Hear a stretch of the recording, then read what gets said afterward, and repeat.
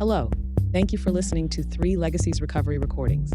If you enjoy our program, please be sure to like and subscribe to the channel, and don't forget to share with a friend. We're also self-supporting, so feel free to contribute to the channel through Venmo at Recovery Recordings 615. Please note that the views expressed on this podcast are solely our individual views and do not represent any official stance of any 12-step program. We are not affiliated with any specific recovery organization, and this content should not be considered as professional advice for alcoholism or addiction.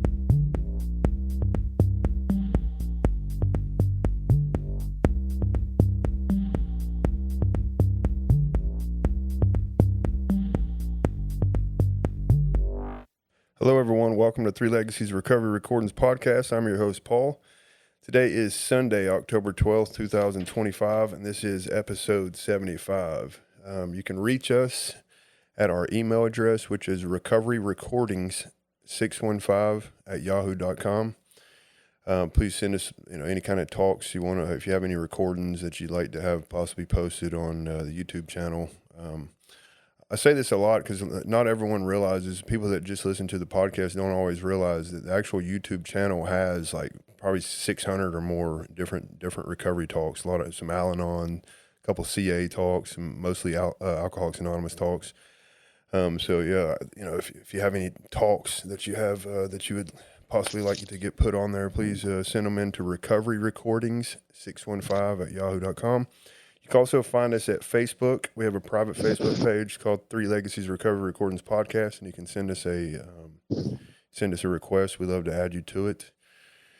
You can also find us on Audible, Spotify, iHeartRadio, Podomatic, a lot of different other major platforms. And we got a lot of cool stuff coming up over the next couple weeks.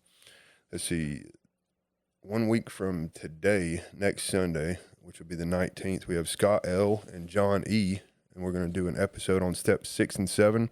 We're calling it Taking a Certain Attitude Towards the Power. Really excited about that. It's going to be fun. Also, let's see, the following Tuesday, which is Tuesday, October 21st, we're going to have Ralph W. from Los Angeles. We're going to be doing an episode. We're calling it Emotional Displacements and Rearrangements. And really excited about that. We actually had, you may have heard me talk about before. It was actually originally for Wednesday, but we just moved it to Tuesday.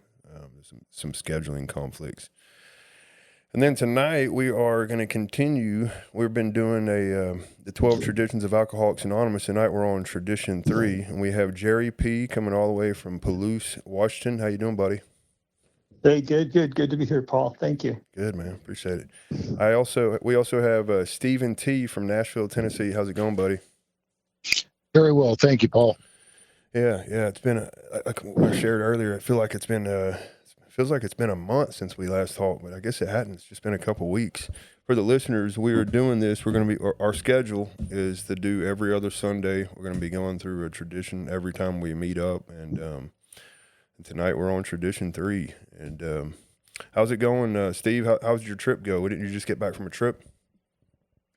Yeah, I was at the Arkansas Conference for Young People in AA. And interestingly, a good friend of mine, actually, when I was about 4 months sober, drugged me out there and exposed me to it. It's at a beautiful place, Petit Jean Mountain in Arkansas outside of Conway. Nice. And I just fell in love with the location and the people and all of that. Anyhow, I got to spend a few hours with that man. He's still kicking. Nice. That's my sobriety in a nutshell. It's nothing I earned, just some acts of kindness by people that could have justifiably spent time with much more promising prospects, but they spent it with me, and it was just so great to be able to spend some time with him. Meant a lot to him, and I just could not rush that visit. I just love him so much. Anyway, so that's that was my weekend. Nice. So for the listeners, me and Steve have known each other personally. We were home group members for a couple of years. And Steve, you got sober. It was 16, 7. Was 16? 17. 17 years old. Yeah. So Yeah, it was a very old 17. yeah, there you go. So I'm curious. You've been sober what 40 years now, correct? Correct, 40 and change. Yeah. So 40. So this guy that took you to this 4 month sober, how long has he been sober now? He's just about to turn 41 years sober, and Gotcha. he's, I believe he's 77. Nice. His health is not good. I really needed to stop and see him while I still could, and that's something my sponsor Sam taught me a while back. Is when you're in town, go see your people. Nice. Yeah. Very cool. Very cool. Jerry, how's things going with you, buddy? Good. Feels like I'm living and breathing the traditions. I have one of my guys. I'm taking him through the traditions right now. So between this and working with him, it's really great. I just love the traditions. I think the history is interesting, so I'm always happy to share it with someone who asked me to take them through the traditions. Nice. Yeah. Like I was sharing earlier, me and a group of guys, we meet every other week, and today we started tradition 1. We just got finished with a little step group study, and now we just started tradition 1. Nice. What is it? So let's see, Steve, you had mentioned wanting to, for the listeners, the last time we met up, we did tradition 2, but there was a couple little details, little things that we had left off at the end that we thought it was important to touch on for tradition 2. Steve, you want to touch on some of that? Yeah, real quickly. The second tradition, the short form is longer than the long form, and the part that's longer is the part that says our leaders are but trusted servants, they do not govern. And just to throw a few things out real quick that I think just everybody should know or ponder. The reading in our service manual on concept 9 is absolutely mandatory. It's the leadership essay. Nice. That's just mandatory reading. Everybody should read that. And also, we're introducing the concept of rotating leadership, which we'll get back to in tradition 9, I believe. And then something that Jerry and I talked about in between is that one of the really important reasons that, to keep our committees alive is because our group conscience goes away if our committees go away. And so all that work just kind of goes away, which is a shame. And that's actually something I'm working on today. Anyhow, that's another story there, but I just wanted to throw that thing out there about the trusted servants, and we'll get more into that a little later, but it's a really important piece. And anyway, more on that later. Nice. Yeah. I like how you just touched on that. Really in 9, and we're not going to only go so far into it, but yeah, I think that's like the big thing in 9, right? Is learning how to, it's from going from governing to service, right? But yeah, we'll touch on that later. Okay. So, it talks about the having that least possible organization to do the job well. But anyway, more to follow. Yeah, it's good stuff. Good stuff. Let's see, Jerry. Jerry, you want to lead us with tradition 3? Sure. Do we want to read the traditions or read this particular yeah. tradition? Yeah, that'll work. You want to read the short form, or one of you will get short form, and one of you get the long form, whichever one you want to do. If that's possible. Okay. Well, I'll just start with the short form. Okay. Tradition 3 is the only requirement for AA membership is a desire to stop drinking. Yeah. Steve, do you have the long form in front of you? I do, and I'm getting to that right now. Let's see here. Yeah, the long form of tradition 3 reads, our membership ought to include all who suffer from alcoholism. Hence, none who wish to recover. Hence, we may refuse none who wish to recover. Nor might AA membership ever depend upon money or conformity. Any 2 or 3 alcoholics gathered together for sobriety can call themselves an AA group, provided that as a group they have no other affiliation. Nice. Yeah. You can tell they left a whole lot of stuff off that short form, huh? Yeah.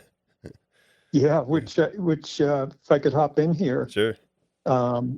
is the long form. And even the long form, it's more about what we don't say than what we do say. I mean, for an organization to say we have no conformity, it's not a requirement for you to conform to anything. And if you think just about a traditional organization, like what organization has that? Yeah. There's usually something that you need to conform to. And of course, then the money part. And even the one requirement we do have, a desire to stop drinking, it used to say, when they printed the first edition of the big book, it said, an honest desire to stop drinking. Then as history progressed, they realized we were in no place to judge someone else's sincerity in terms of the desire to stop drinking. So they dropped the honest word out.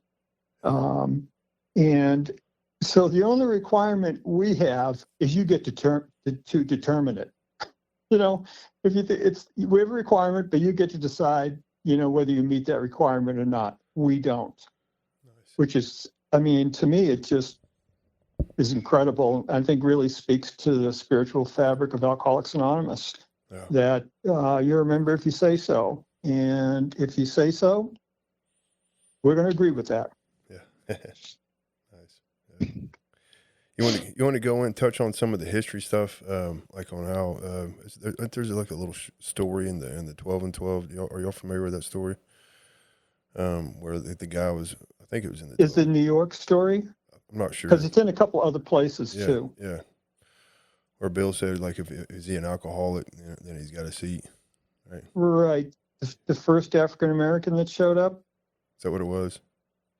There were two different stories, actually. One was about just the first a black person who showed up at AA, and everyone, it took back everybody. And if you think about this in the late 30s, early 40s, what this country looked like, what the social construct was, Alcoholics Anonymous was not immune to it. And Bill writes quite a bit about it, actually. But what they did, I think it was an acronym. They asked Dr. Bob, and Dr. Bob said, well, is he an alcoholic or not? And everyone, agreed, yes, this person says he's an alcoholic, so therefore, he's allowed to be a member if he says so. Yeah. And there was, and then there were heroin addicts and all sorts of different lifestyles that came to AA. And some of that had to be sorted out just from the human nature of the members that were already there. And there were some discussions and talking about leadership that they turned to Bill, and thank goodness, again, it got down to tradition 3.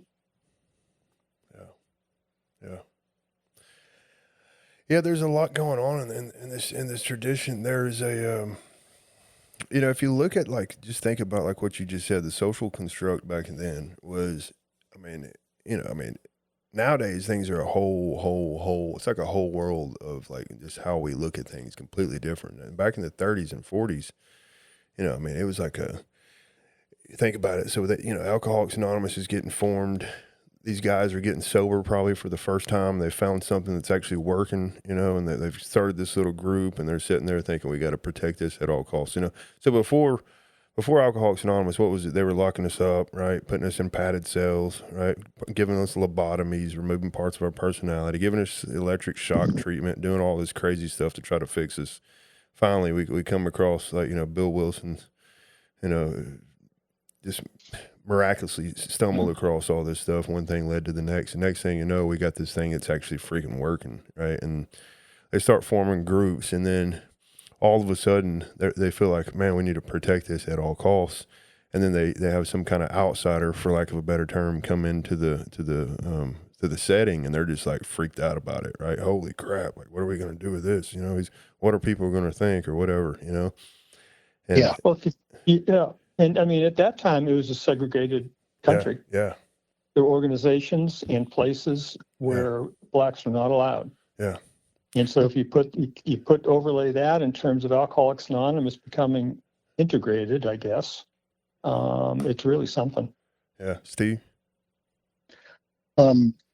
Yeah, and then one of the really interesting stories, one of the original Joe and Charlie was Charlie McHugh in Little Rock, and he actually got sober during the race riots in the 60s. He was a black man, correct? Yeah, Correct. Yeah. And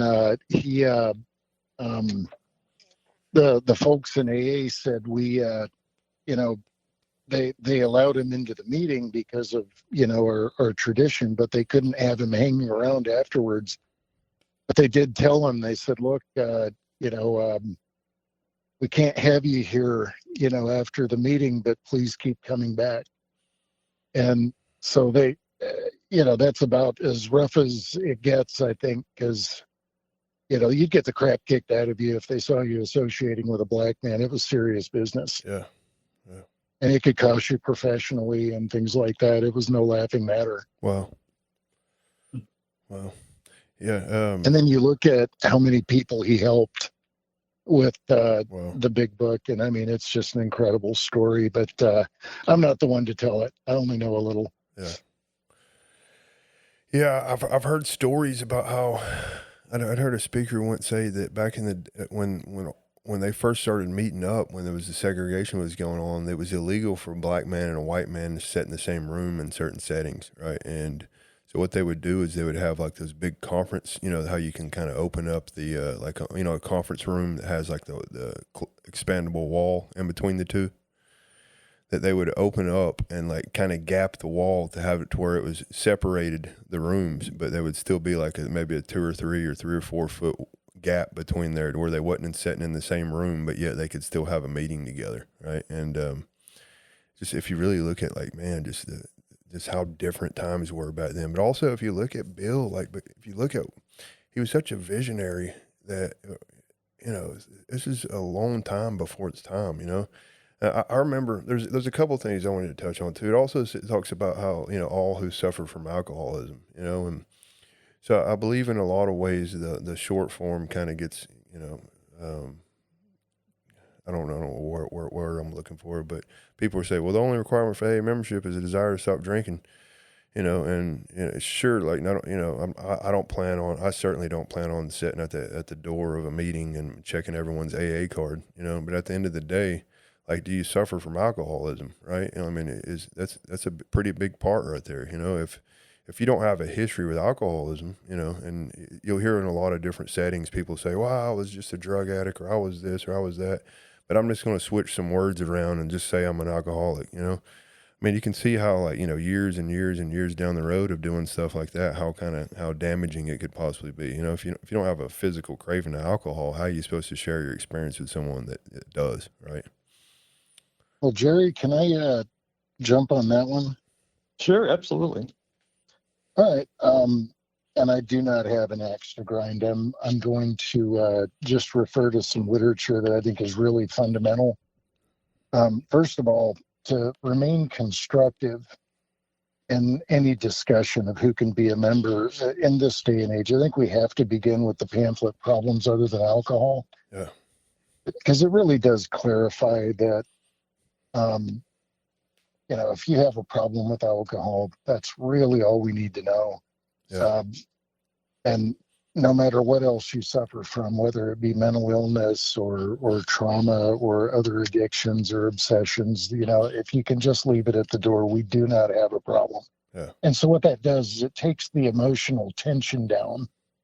And I think also, this tradition, I don't believe, was ever about keeping the drug addicts out, or it was about keeping the alcoholics in. Yeah. And, making sure that our message was clear and focused.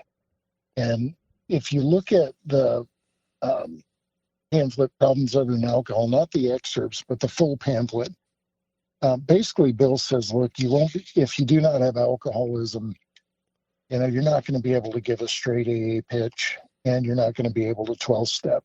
you're just not going to have an effective run here. And I think what we're seeing now is that when we compromise that tradition, um, people don't get what they need, and it is so deadly now.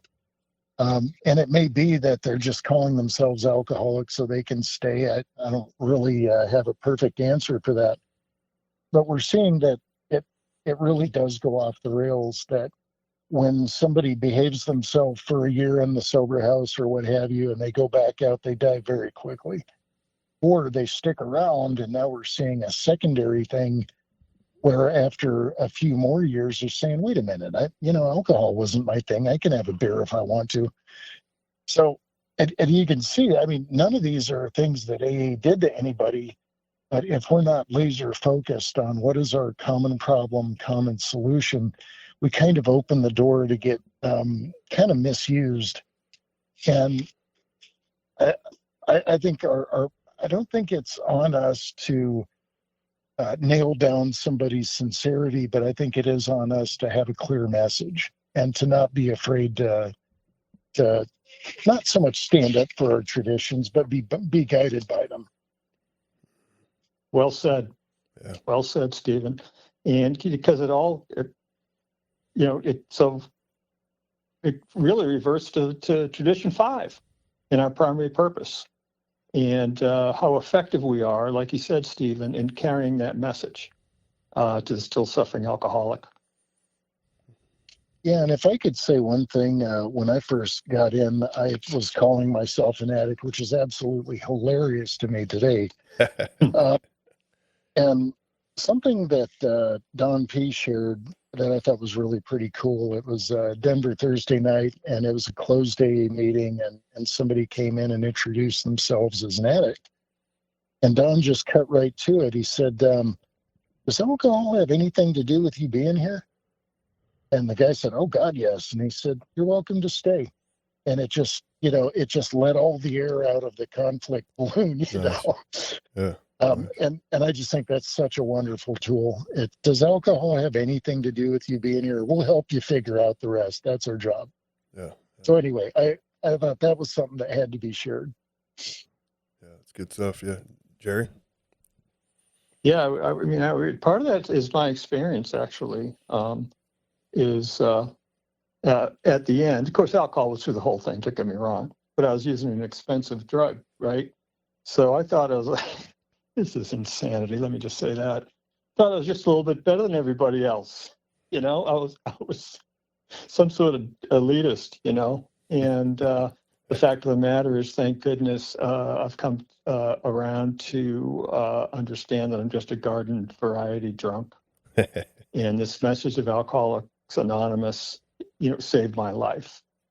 And I can say that with taking a deep breath, thanking God for that. Nice. Yeah, I have, I think when a lot of people anyways, at least in certain settings that I've been around, when they hear that, like, it's real easy to kind of get defensive, kind of get pissed off about it. Well, I'm a drug addict and an alcoholic and, yada, yada, yada. And, that's why the history of all this was so important. Like, if you don't have the context of how this stuff was formed, then it doesn't make any sense. You just feel like it's like the crotchety old guy back there beating on the table because, whatever, because he's just a crotchety old guy, right? My Yeah, but we're the old guys now. Yeah. Whoops. Yeah, so it's funny because my sponsor, my last sponsor, Larry, freaking played a major role and saved my life, right? But when me and him first met, he was like, Paul, we don't do stuff like that in AA. I was like, what are you talking about? We've been doing this for years. Yeah, it's certain things, and it was going against traditions. But I had no clue anything about the traditions, and he was like, no, I'm saying, sure, people do it, but Alcoholics Anonymous suggests this or this or this. And I was like, what are you talking about? So we started discussing, having conversations, and we got into the history. We got into a lot of the history. We got into all the old literature, and we started seeing like, wow, like, man, once you actually start getting into the traditions and the history of it, you start seeing how, like, man, I have a responsibility. I was talking to the group of guys earlier today, and it was like, man, The traditions, let's put it this way, 2016, right? I was sitting in the back of a cop car. I was fixing to go to prison the rest of my life, and that day, luckily, the traditions had been around. And before I, it came back to AA this time, there was someone that was, there was a GSR making group conscious, there was a, service structure. There was, a treasurer. There are, people showing up at the meeting, making sure the chairs are set up. There's people making coffee. There's people forming groups. There's doing this. And because of these traditions, all this was still here for me when I got here, right? And, it's one of those situations where, like, when you have, like, enough information on the history of it, it's like, no, can the 12 steps of Alcoholics Anonymous help anyone? Absolutely. I'm a firm believer that the 12 steps, if you apply those principles to your life's going to get better, especially if you have some throw it off principles. But the question is like, what does that do to the society, 90 years down the road? If the only requirement for AA membership is a desire to stop drinking, if you take that as if you don't even have to be an alcoholic, I mean, I know all kinds of people that I think could benefit from Alcoholics Anonymous. But what do you think is going to happen, if you take a whole handful of people and then another handful of people and a handful of people that don't even have any clue and don't have any kind of experience on what it means to be powerless over alcohol and are just applying the rest of the principles to their life? You can start seeing how it's going to be extremely watered down eventually. Well, I don't even believe that it would even, it's probably Alcoholics Anonymous would probably cease to exist at that point, I feel. I mean, I don't know. I mean, it's just a personal opinion, but so you can start, go ahead. But I'm sorry. Yeah, go ahead. I didn't mean to interrupt you. Well, you can see how vital, how important these are, and also I like touching on if you, I think we mentioned it on one of the last episodes. I don't remember the exact wording, but I think that when they first started doing the traditions, he was going to call them like 12 points to assure our society's future or something. Wasn't it? Yes, something? Yeah. To assure our future, correct. Yeah. So I think that, like, there's a side of me that still feel like it would be, I think it's important that we touch on that. Like, what are the traditions here for? What's the purpose of them? Like, and because if you don't understand that, if you don't have enough context, you still think it's the crotchety old guy beating on the table because he wants it his way, right? Yeah, they're just something on the wall. Yeah. And again, I know it says, but I love the history of AA, and it brings the traditions alive. Yeah. People died over this stuff, and all this is through our experience. This is all based, and it says it at the beginning, in our experience that taught us that, I think is the word, the phraseology. And with, I have a lot of confidence in Alcoholics Anonymous. During the 90s, I don't want to belabor this point, but during the 90s, there was a thing with the courts, at least where I got sober here and around this region of Eastern Washington, is the courts were sending a lot of people to Alcoholics Anonymous. And, some savvy lawyers would tell some people, what to say so they could get evaluated as an alcoholic and get some sort of deferred prosecution thing and blah, blah, blah. So, being kind, I will say that we had some very, very, very early stage alcoholics. But, we survived here. In fact, there were two people that I know of that came to my home group that at some point said, you know what, I've come to a number of meetings of Alcoholics Anonymous and I've realized I'm not an alcoholic because I don't think the way you guys think, and I didn't have the relationship in the way you guys think about alcohol. Yeah. And, someone, in some ways it served the purpose for that person. And she left, she remained friendly and went on, So I don't know. I just really believe that that Alcoholics Anonymous. I do believe we need to take care of it. Don't get me wrong. But even with those traditions, you don't have to say you're an alcoholic. You just have a desire to stop drinking. Well, fine, come on in. Yeah. And then some of that stuff just sorts itself out. Yeah. Because really, if you're an alcoholic, who wants to do all this? Yeah. A little bit much. Yeah. So, but I just thought that, and that it doesn't happen as much anymore, but it happened a lot in the 90s. And we seem to weather that okay. Yeah. Yeah. And one of the And if I go ahead. You go ahead. You go ahead. Well, we got to talking, Jerry and I, about how foundational the first, second, and third traditions are, and you think about if you don't have a group conscience, if you haven't with unity in mind, and then talked as a group about, hey, what do we want to do when somebody comes in and doesn't, introduce themselves as alcoholic? How do we sort this out in such a way that our chair isn't put into an impossible position?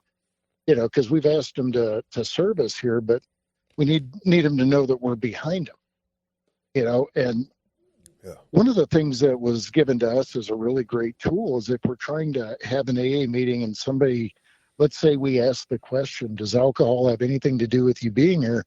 And the answer is no. We can say, well, let's give them a smaller meeting. Can a few of you break off and talk to him, try to help get him pointed in the right direction? And what that does is it takes it off of the chair. And there's a unity behind that because there's a group conscience behind it. Yeah. And I think that's illustrative of just how foundational the traditions are, one upon the other. And that's how we get through this stuff. It's when you've got a group that doesn't have a conscience that you may have somebody reduced to throwing a fit and beating on the table, which actually sounds kind of therapeutic sometimes. But really, we just have to come together in unity and talk about, have the difficult conversations. Yeah. Especially now, because it is so deadly out there. And I really do believe, although I can't put a number to it, that if we do our job proper and are clear, I think we'll help more people, more alcoholics to stay in.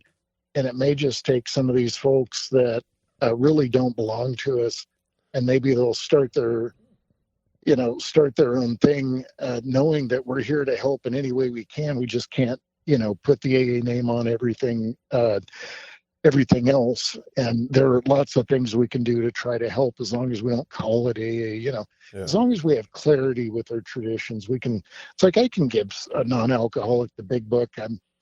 I would need some help to do it, and I would never call it AA, but if they want to learn some more about the mechanics of the step work and stuff, of course I'd do that. Sure. And especially if they were trying to start their own fellowship, which I think we've really kind of messed that up by letting our traditions go in large part. Although I can't really prove it, I believe that. Yeah.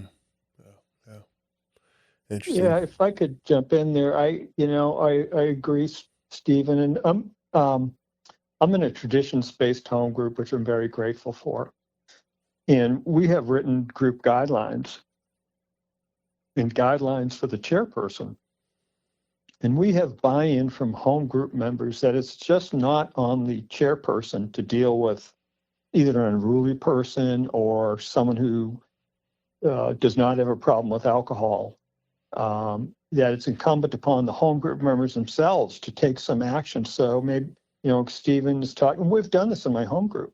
And some of us who have a common experience with this person outside of alcohol, we can take them out and get them pointed, have a smaller meeting, get them pointed in the right direction, get them, a schedule to another fellowship if necessary.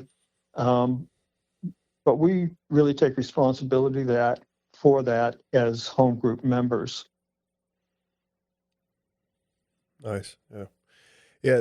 Well, I'll tell you, there's a couple things that come to mind too. One of them is, so, this is, first off, we're on a podcast for the listeners. I wouldn't say some of this stuff that I'm about to say necessarily in certain AA settings, but so I'm a drug addict and an alcoholic, so I wasn't sure when I first come into AA whether I was even an alcoholic or not. I knew I had a crazy relationship with alcohol over the years, right? And but I also had quit drinking several years prior to coming to AA, and I had been shooting a lot of meth for years, right? And so when I got to AA, I wasn't quite sure. First off, I didn't really understand what a freaking alcoholic was, which is what one of the things I wanted to touch on was, most everyone, not most everyone, pretty much everyone that comes into to Alcoholics Anonymous, really, no one really understands anything about a physical craving or a mental obsession until they,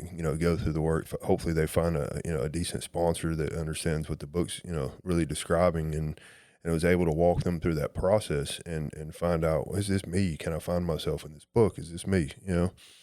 So one of the things that kind of comes to me is that just because someone doesn't understand that they're an alcoholic in the AA literature, I'm currently the treatment chair for this district. Well, in the treatment setting, when I'm going to a facility, the facility first off teaches all kinds of certain things that Alcoholics Anonymous doesn't necessarily agree with, right? Which technically is none of my business, right? And I'm there to bring the Alcoholics Anonymous message to the facility, and to the best of my possible, best of my ability, and that's what the traditions are really helpful for, really, in a lot of different ways. So, but when I get there, the literature, the treatment committee books actually goes into a section where it says, be patient with the guy, because in a setting like that, or wherever you're at, could just be in an actual AA meeting. The setting is, first off, no one really understands what alcoholism is. They may come in saying they're an alcoholic or they're not an alcoholic, but they actually may be an alcoholic, but they feel like they don't, they're not, because they haven't drank in years, But then when you start going through the book and you start seeing like, oh man, I definitely had physical craving whenever I drank, So in the literature, it says be patient with people, because just because that may be their experience doesn't necessarily mean they're not an alcoholic, And which brings me to how vital it is to have like good sponsorship, and which I think is like something that in a lot of different areas that I've known. I go to men's retreats all over the place, and I'm always like asking guys from different areas, like, tell me what your area is like when it comes to like, are you in open discussion, a lot of open discussion meetings? Are you like literature based groups or what? And it's a pretty common thing for people to say there's a lot of open discussion meetings around, and in them settings, what you see is it's not so common, as from what I hear years ago, people would qualify someone as an alcoholic. The identification process is so important, and I think that's something that really hasn't been touched. It's kind of lost its thing over the years. You want to touch on that? Go ahead, Jerry. I don't know.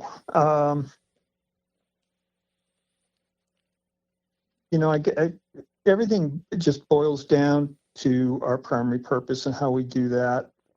And I had that similar experience of coming here as a quote unquote alcoholic drug addict.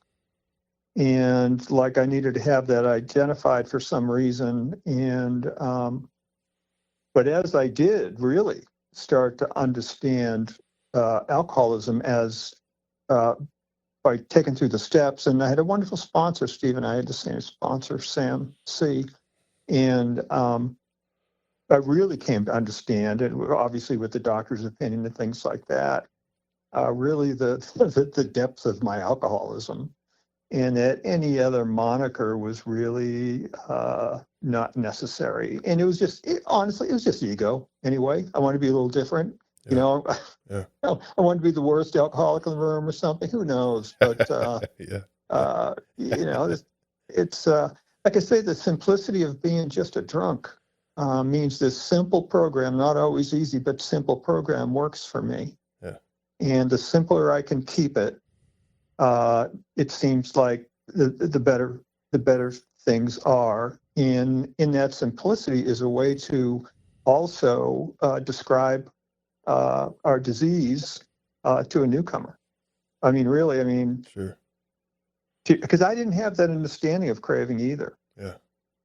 And as I was taught, but I was taught that, and then I go, oh yeah, that's me. Yeah. So it's like that identification that, the first 3 chapters of the big book, and then, if we want to take the first paragraph of We Agnostics, as a summary, I mean, that's what, that identification, and Yeah. maybe this thing will work for me too. Yeah. Yeah. Yeah, and for me, when Sam took me through, I was really hoping to find a loophole by that point. And yeah, they closed down rapidly. It was kind of depressing in a way, but anyway, without trying to come across like I'm trying to be deep or anything when I say this. What my experience is with this is that the understanding has been more of a journey than now I get it kind of thing. Mm-hmm. And what I really love, the gal from Colorado talking about traditions. What was her name again? Her Judy. husband's name is Judy. Yeah, Judy and Lou. What a wonderful gal. Yeah. Good people. Anyway. Judy talked about the traditions show you kind of how to think, not so much what to think. Mm. And it was a process. And I really had to spend time with this and looking up words and really kind of searching my experience and saying, does this really make sense to me? Because remember, I'm trying to find a way out of here. Yeah. Anyhow, it was more of a journey than anything else. And something my sponsor, Tom, talks about is that, whether it's, an old guy telling a newcomer to get out because he doesn't identify correctly, or just not having a conscience and letting him figure it out himself, and endless discussion meetings, either one is negligent, because this thing isn't going to get any better unless we spend time with the newcomer. And that's the gift that Sam gave me was his time, and it was focused. I mean, it was Tuesday nights at 6, don't be late. And, nice. And so that's the beauty of this thing, is that, once I've gone through it, then they have that to offer. And I really love the clarity of, at a certain point, it's like, if this stuff ain't clicking, if you're any kind of a drinker, I mean, if this stuff isn't starting to click. Yeah. Anyway, it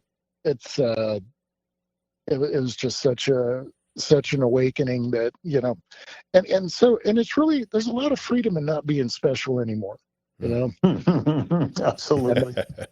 That's about all I really wanted to say on that, is just that. Thanks. Not quite as complicated. I think life's Jerry. a lot simpler. Jerry talks to us. Nice. Jerry, you want to share anything with us? What comes to mind?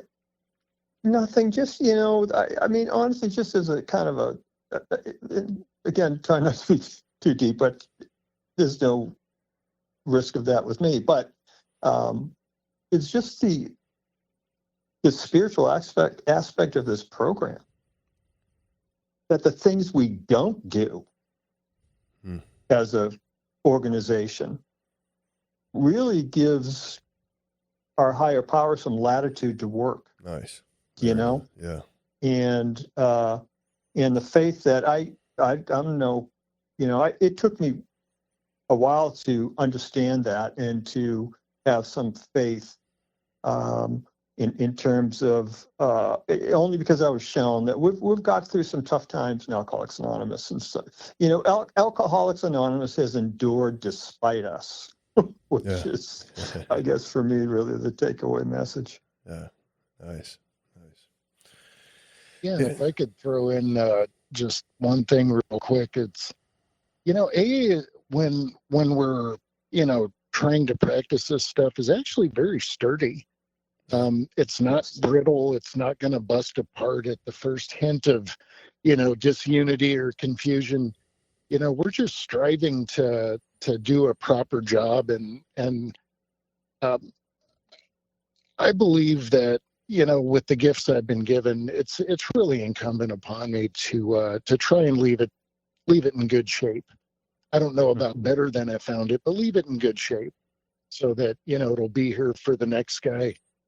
And no matter what happens to me, that's really what I want out of this. And I don't got to worry about killing it because I'm having an off day. You know? Yeah. Yeah, we just have to keep on keeping on. And I think continue to grow in understanding and effectiveness. And I read that somewhere. It's pretty good. That's all. Yeah, it goes back to the trusted servant aspect, right? It's like, what are we, the trusted servant? We're not here to govern any of this. I love how Jerry just touched on how it gives God a whole lot of room to work right there. It's like it frees me up to kind of get out of the way, take my personality out of it, and like I said earlier, we're not here checking any cards. You know what I mean? Like at the end of the day, like, man, I'm grateful that like when I came in with my experience when I wasn't sure, anything about alcoholism or drug addiction or any of that, I'm grateful they just let me, let me grow. They love me enough to allow me to come in, have an experience, and thank God, my first sponsor was amazing at just being there. Just let me talk. I'll never forget, me and him was on the front porch of the recovery house one day. This guy had came up, and at this point I was probably about a year sober, and I'm still crazy as crap, but this guy had come up, and he was just like, maybe a couple weeks sober, and just talking about God knows what, just craziness, right? And we sat there and had a conversation with this guy for about 20 minutes, 30 minutes. And when he walked off, my sponsor looked at me and said, "Man, I'm so glad someone just listened to me. I'm so grateful someone took the time to just share their life with me, and I'm just a firm believer that these traditions are really what really has, allowed this thing. I like looking at them as guardrails. I hear that a lot. They're just guardrails that kind of keep us on the right path, right? Mm-hmm. Yeah. So, is there anything else y'all want to touch on with this tradition before we close out? I don't. I enjoyed the discussion though. Yeah. Yeah, and all I would say is, and I think you've kind of started a really great and productive thought there, and that is that if these are the guardrails, what is it? It's, I think what we're doing is we're channeling our love and service, I think most effectively by keeping, the spirit of our traditions alive. And, and I'm nobody special, I believe in the old school, simple stuff, better to do one thing well than many poorly, and, Nice. all that. Yeah. But yeah, I mean, my debt is what I owe to AA is just absolutely everything. Everything I have, Yeah. And so I just very much just want to not mess this up. I don't know if I'm the guy to polish it very well, but I just really want to not mess this up for the people who come after me. And so that motivates me some. And I very much I love the freedom I was given and the weight that it took off me to get into the steps and the traditions, and then later on, the some of the things I was taught about service that allowed me to do this stuff with some confidence. And then, of course, that because I was an egomaniac, that turned into something interesting. But still, but to be able to do this with some confidence, and that's what I really want to give to the next guy is, hey, I know you're scared. We're going to get through this. Yeah, Anyway, that's all I wanted to share tonight. Yeah, nice. And something that just showed up for me was how important it is just to have a conversation. For the listeners out there, if any of this rings a bell, if you disagree, you agree, whatever it is, go talk to people about it. I think one of the best things about the podcast, why I wanted to start this was just for simple conversations. Let's get this stuff out. Like it's a platform to where, I personally believe conversations like this need to take place. It's just like group conscious. How important is it just to talk about stuff? We don't even have to necessarily take any action right away. Let's talk about stuff though. Everything I'm saying, 10% of it could be, true, or I shouldn't say true, but you know what I mean? Like you may disagree with 90% of the stuff I'm saying. That's okay. I'm just a one individual with an experience, that hopefully, hopefully going to grow into whatever it is, God sees fit, and have new experiences with this whole thing, and let that deepen and deepen and deepen. But how important it is to go to your sponsor, go to your group, ask them, talk about the traditions. What do we do with the money in the basket? What do we do with that? What does it mean to loving God as He may express Himself in our group conscience? And these are just important conversations that I encourage people to have on a regular basis. I think that's so important for us. Well, Paul, can I throw in one last thing here? There's a great piece of writing in, I believe it's Working with Others, where it talks about if our talk has been sane, quiet, and full of human understanding, we perhaps made a friend. Nice. And I think some know-how with the traditions enables us to have a quiet, thoughtful conversation, not a lot of we're right, you're wrong, all that juice that people are waiting for, right? Yeah. But to just say, here's our experience, and I believe it so much I don't even got to get loud. There you go. Yeah. Nice.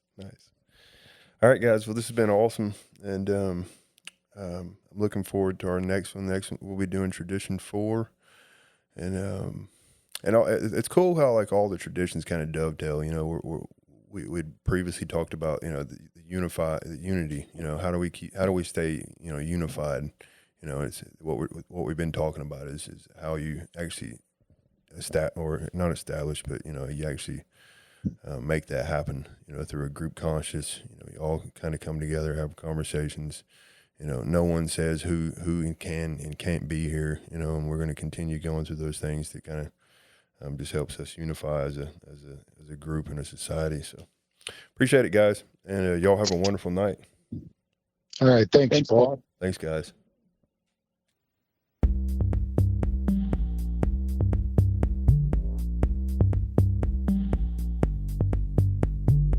Hello.